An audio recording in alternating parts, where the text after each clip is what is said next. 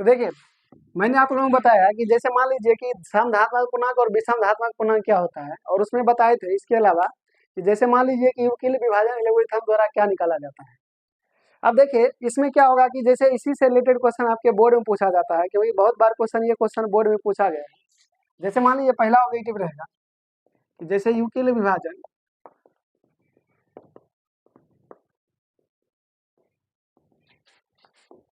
Algorithm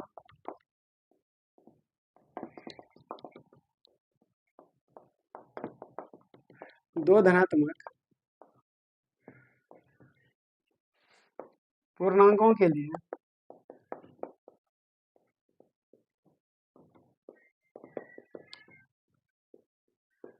इसके लिए परिकलित करने की तकनीक है।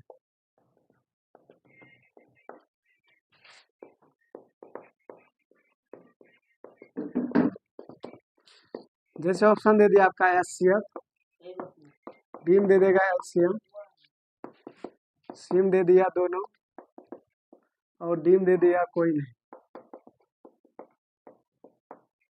ठीक, तो मैंने देखिए आपको बताया था कि यूक्लिड विभाजन एल्गोरिथम द्वारा केवल और केवल क्या निकाला जाता है, एचसीएफ, इसलिए आपका आंसर क्या होगा, एचसीएफ हो जाएगा। अब देखिए इसमें पूछ देगा कि निम्नलिखित में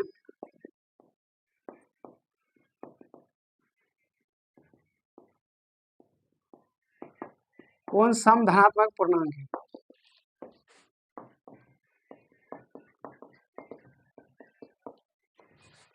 तो देखिए जैसे मान लीजिए दे दिया 2q + 3, 2q, सिम दे दिया 2q + 4 और डीम दे दिया 2q + नहीं, एक मिनट, जैसे यहाँ 5 दे दिया और 2q + 1 दे दिया। तो हम आपको बताए थे जो लास्ट में देखिएगा कि जैसे जो सम संख्या वही आपका सम धात्मक पूर्णांक। देखिए ये तीन आपका क्या विषम है, 5 भी विषम है, 1 भी विषम है, तो मतलब ये तीनों तो आपका हो ही नहीं सकता, तो आपका क्या होगा, बी हो जाएगा ऑप्शन। उसी तरह जैसे मान लीजिए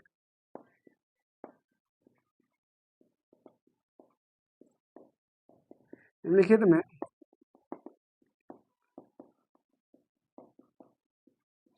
कौन सम धनात्मक पूर्णांक है। तो देखिए सम धनात्मक पूर्णांक कौन कौन होगा, देख लीजिए, आपको पहचानना है। जैसे दे दिया 6q + 3, 6q + 2, 6q + 1, 6q + 5। तो हम आपको बताए थे कि जैसे लास्ट में देखिए कि क्या है, जैसे यहाँ देखिए 3 है, ये विषम हो गया, एक भी विषम संख्या क्योंकि दोष पूरा पूरा भाग नहीं लगेगा, 5 भी विषम वही होगा क्योंकि ये तीनों में दोष पूरा पूरा भाग नहीं लगेगा। लेकिन यहाँ देखिए 6q + 2, ये आपका क्या है, दोष पूरा पूरा भाग नहीं जाता, इसलिए आपका क्या होगा, सम धात्मक पूर्णांक होगा। कभी कभी इसी क्वेश्चन को उल्टा कर कैसे भी दे देगा, मान लीजिए आपके बोर्ड में निम्नलिखित में कौन विषम धात्मक पूर्णांक नहीं।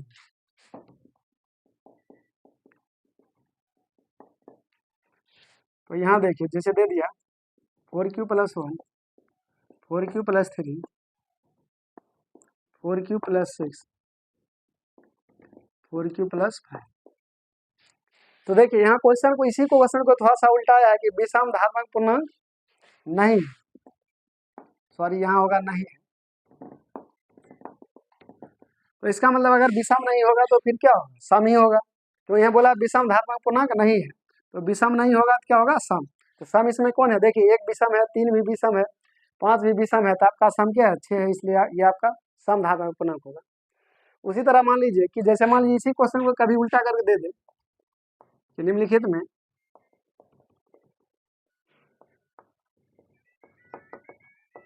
कौन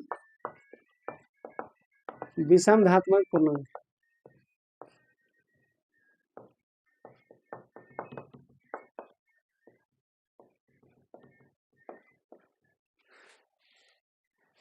अब देखिए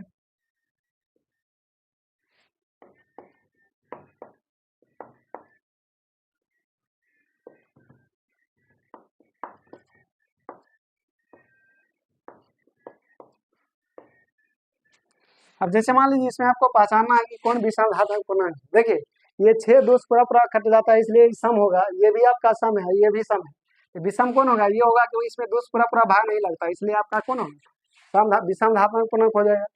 उसी तरह मान लीजिए और भी जैसे इस पर क्वेश्चन है निम्नलिखित में कौन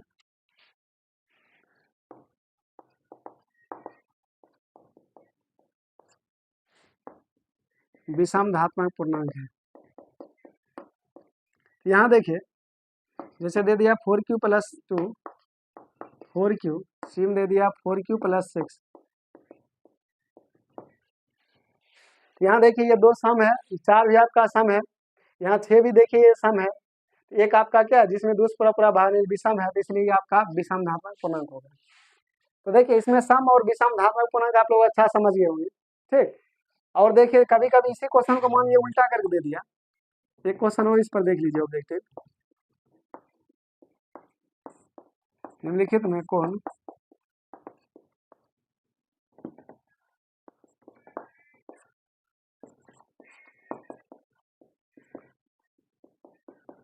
समधात्मक पूर्णांक नहीं है।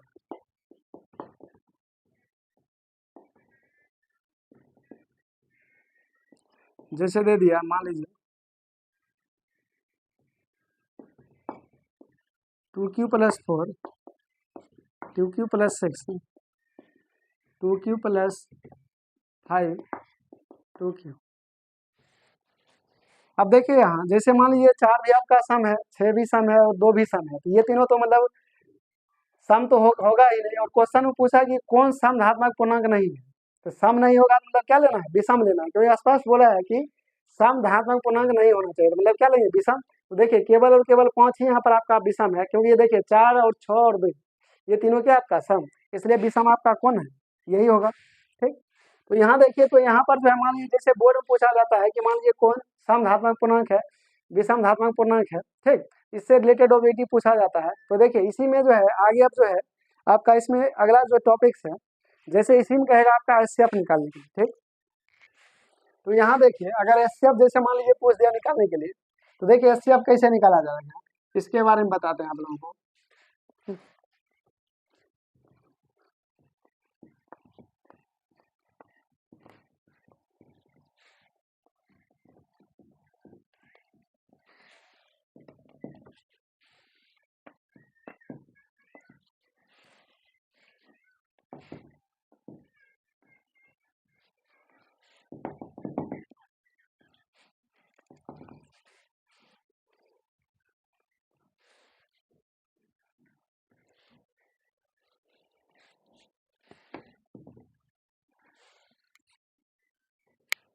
अब देखिए आपके एग्जाम में 2 मार्क्स के लिए जैसे यूक्लिड विभाजन एल्गोरिथम द्वारा एचसीएफ निकालने के लिए पूछा जाता है। जैसे मान लीजिए यहाँ 2 अंक पूछ देगा कि एचसीएफ और एलसीएम कैसे निकाल सकते हैं, मतलब यूक्लिड विभाजन एल्गोरिथम द्वारा एचसीएफ कैसे निकाला जाता है, ठीक। अब जैसे मान लीजिए यहाँ दे देगा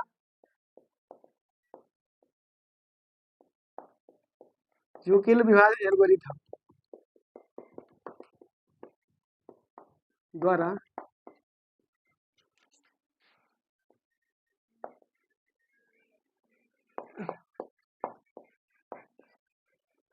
अढ़ाई सौ तथा 425 का मौसम निकालना, या डायरेक्ट वो पूछेगा कि आपका एचसीएफ निकालना है, ठीक। अब देखिए क्या करेंगे,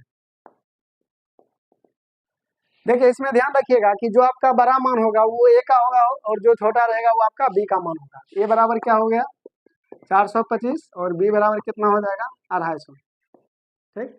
जो बड़ा मान होगा वो ए का और जो छोटा रहेगा वो बी का। इसका मतलब देखिए ए ग्रेटर देन बी, इसका मतलब ये हुआ कि ए जो है मतलब बी से बड़ा है। अगर मान लीजिए यही सिंबल कुछ इस तरह रहता तो इसका मतलब छोटा हो गया, लेकिन देखिए इसका नोक देखिए आगे की ओर मुड़ा हुआ है, तो मतलब ये वाला बड़ा हो जाएगा और ये आपका छोटा हो जाएगा, इसलिए यहाँ पर जो है ए जो है बी से क्या बड़ा है, ठीक। अब देखिए यहाँ पर क्या करना है कि जैसे आपको पता है यूक्लिड विभाजन एल्गोरिथम,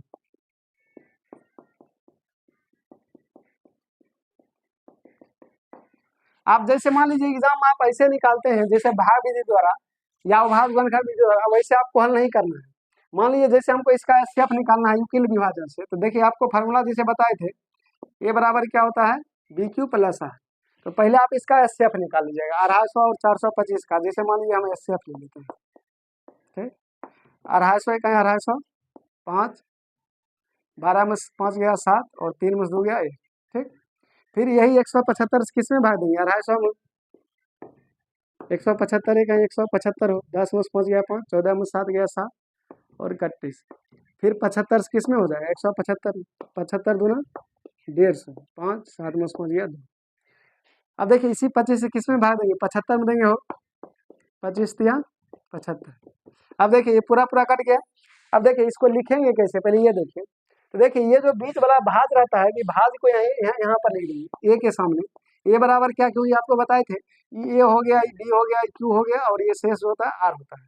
तो ए का मान यहाँ पर लिख देंगे, ठीक। बी का मान क्या हो जाएगा 250 गुना क्यू का मान कितना लेंगे हो 1 प्लस और शेष कितना बचा 175, ठीक। तो मतलब ये हो गया आपका भाज। तो भाज बराबर क्या होगा, भाजक गुना भागफल, 250 गुना 1 प्लस शेषफल। उसी तरह फिर ये बीच वाला जो भाज है, पहले इसको बीच में पहले यहाँ लिख देंगे 250 को, ठीक।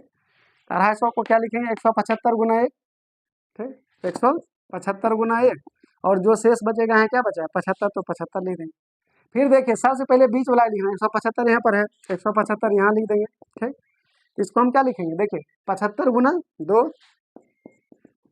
प्लस शेष कितना बचा 25, तो यहाँ लिख देंगे 25। अब देखिए फिर ये बीच वाला क्या है 75, 75 को यहाँ लिख देंगे, ठीक। भाज बराबर क्या बने, भाजक गुना भागफल, 25 गुना 3 प्लस शेष क्या बच गया 0 ना, यहाँ पर लिख देंगे कौन सी 0। तो देखिए जहां पर ये शेषफल आएगा उसी के सामने वाला जो पहला रहेगा वो आपका क्या हो जाएगा एचसीएफ हो जाएगा। अतः लिख देंगे एचसीएफ बराबर 25। तो आपको इस विधि से नहीं बल्कि ऐसे निकालना पड़ेगा, क्योंकि यूक्लिड विभाजन एल्गोरिथम का सूत्र यही होता है, इसलिए इसके अकॉर्डिंग आपको काम करना पड़ेगा। ये तो मतलब भाग विधि हो रहा है, इसलिए एग्जाम में ये काम नहीं कीजिएगा, मतलब रफ में कर लीजिएगा, लेकिन जो है मेन काम जो आपका यही होगा, ठीक। अब मान लीजिए एक और एग्जाम्पल जैसे इस पर लेते हैं, ठीक। मान लीजिए जैसे दूसरा एग्जाम्पल है,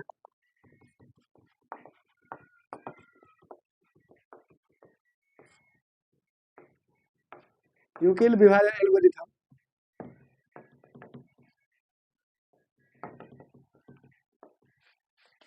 द्वारा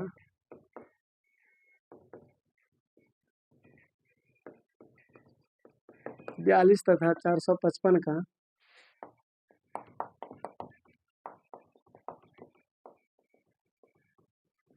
एचसीएफ निकालना, ठीक। तो हम आपको बताए थे जो बड़ा रहेगा वो ए का मान होगा। तो देखिए बड़ा कौन है, ए बराबर हो गया 455 और बी बराबर कितना हो गया 42। इसका मतलब क्या होगा, ए जो है मतलब बी से बड़ा है।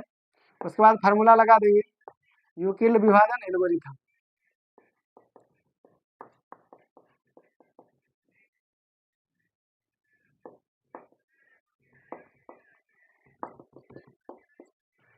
क्या होता है ए बराबर बी क्यू प्लस आर। अब देखिए जैसे मान लीजिए यहाँ पर जो है डिब्बा में, यहाँ देखिए एचसीएफ निकाल देते हैं आपको। 42 जैसे 455 में देना है, तो 42 है कहीं 42 5 उतरेगा। अब देखिए 42 35 में नहीं खाएगा हो कि 5 उतारे तो 42 35 में नहीं खाएगा, क्या दे देंगे 0। फिर इसी 35 किस में देंगे 42 में भाग, 35 है कहीं 12 में से 5 गया 7 और ये कट जाएगा। फिर इसी 7 किस में देंगे 35 में, 7 बचे 35। तो देखिए यहाँ पर देखिए पूरा पूरा कट गया। हम आपको क्या बोले थे बीच वाला को यहाँ पर लिखना है, भाज के सामने 455 को लिख देंगे यहाँ पर।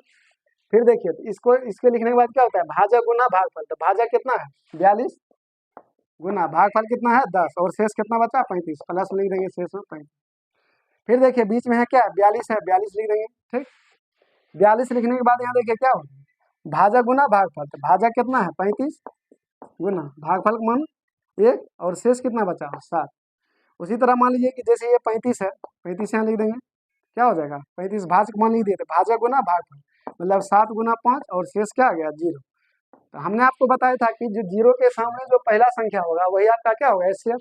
अतः एचसीएफ आपका क्या हो जाएगा 7।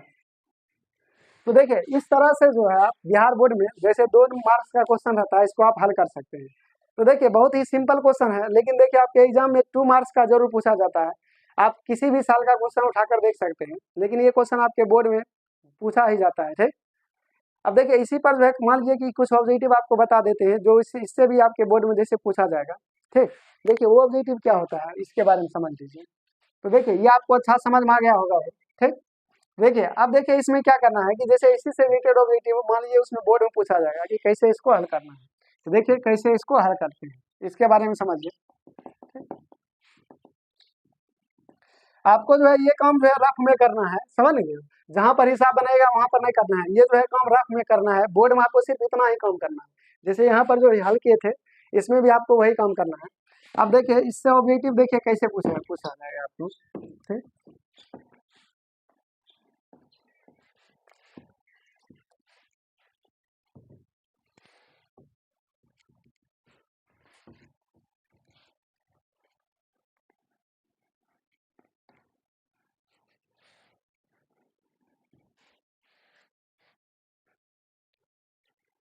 जैसे देखिए इसमें कहेगा 45 तथा 45 नहीं, रुकिए एक मिनट, सॉरी। जैसे मान लीजिए 135 तथा 225 के HCF को 135 से माइनस 225 के रूप में लिखा जाता है।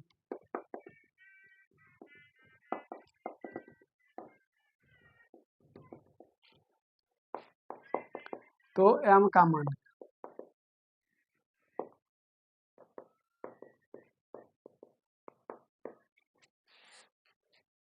जैसे देखिए मान लीजिए दे दिया 2 3 4 5। अब देखिए जैसे 2 3 4 5 दे दिया आपको, तो देखिए यहाँ क्या क्वेश्चन बोला है कि 135 तथा 225 की HCF। अब देखिए यहाँ क्या है 135 है माइनस 225, इसको लिख देंगे। और इसका बोला है HCF का, HCF क्या निकलेगा हो पहले, नहीं तो इसका HCF ही निकाल लीजिए, सबसे बेहतर होगा। 135 और 225 का पहले आप लोग HCF निकाल लीजिएगा ना, क्योंकि क्वेश्चन डायरेक्ट बोला है इतना के महत्तम को, ये तो यहाँ पर क्वेश्चन के जोड़ देते हैं महत्तम समवर्तक को इतना के रूप में लिखा जाता है, तो m का मान निकालना है। तो अब देखिए इतना का अगर आप HCF निकालते हैं तो देख लीजिए 135 और 225 का HCF। 135 से कहीं 135, 5 में 5 गया 0, 12 में 3 गया 9। अब देखिए फिर इसी 90 से 135 में भाग देंगे हो। ऑब्जेक्टिव में जो है मतलब ऐसे ही भाग विधि द्वारा भी कर सकते हैं हम। 90 कहीं 90, 5, 13 में सुना गया 4, फिर 45 किस में देंगे 90 में भाग, 45 गुना 90। तो अब देखिए अगर मान लीजिए अगर इसके बारे में आप सोचिए, देखिए 100 जैसे इसका HCF क्या निकल गया 45 निकल गया। देखिए यहाँ पर जो पूरा पूरा जहाँ करता है वही ना आपका HCF होता है ना। HCF यहाँ क्या निकल गया हो 45।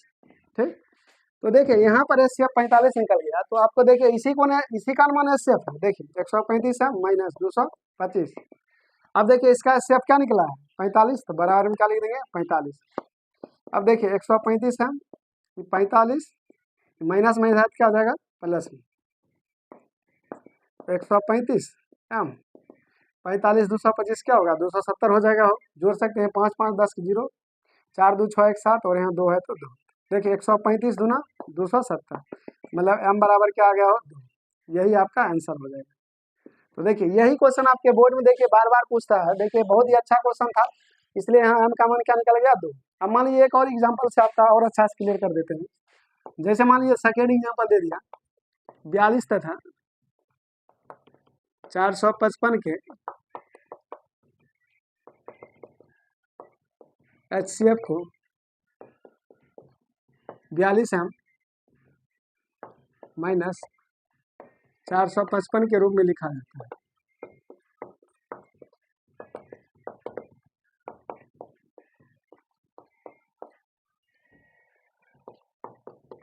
तो m का मान निकालना है।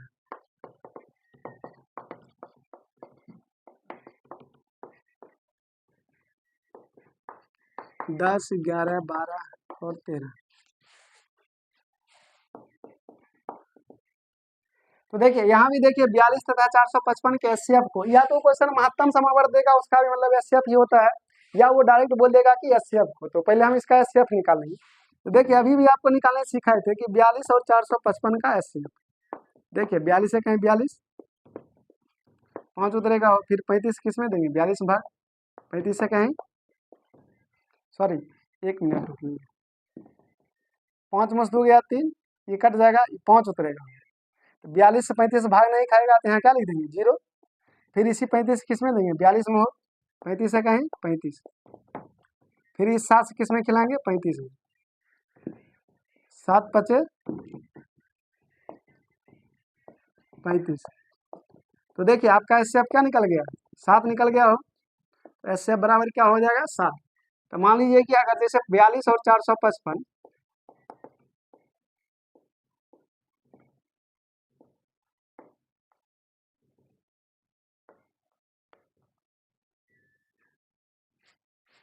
का एचसीएफ बराबर क्या हो जाएगा, 7। अब देखिए यहाँ क्या है कि 42 है माइनस 455। अब देखिए बराबर है तो बराबर, और एचसीएफ यहाँ 7 है तो 7। जैसे मान लीजिए यहाँ पे देखिए वही काम किए थे, इसका एचसीएफ सॉरी 45 निकला था। तो देखिए ये जो क्वेश्चन था, जैसे ये दोनों के एचसीएफ 135 तथा 225 35 के एचसीएफ, और 2 बार लिखा गया, सॉरी 1 मिनट। तो वही महत्तम से 135 तथा 225 के महत्तम समवर्तक, 135 और 225 का एचसीएफ हो गया 45।